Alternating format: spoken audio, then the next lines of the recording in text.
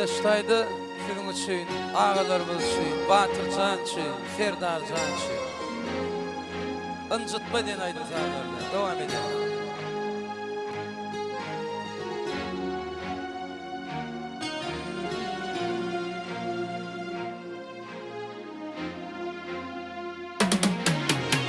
Eli könlüm nesihat vereyin,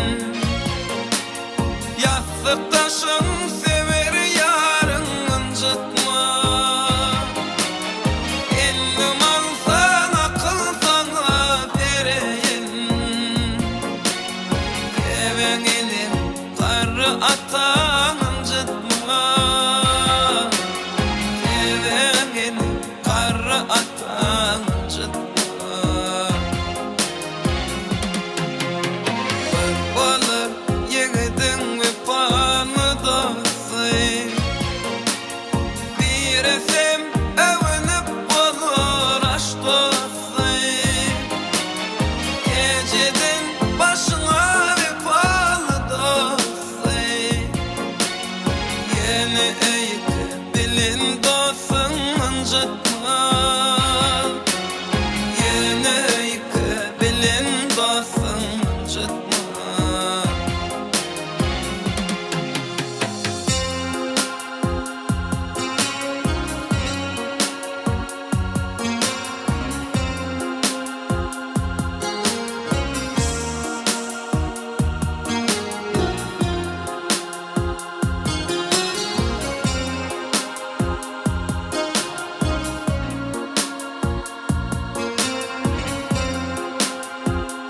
Apraçanda, en için.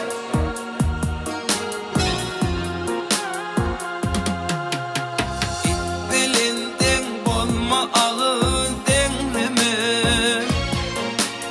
cedelede ve cende hayır gözleme.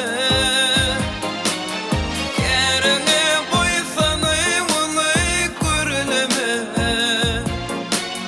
bir de bolsa dost yarını incitma.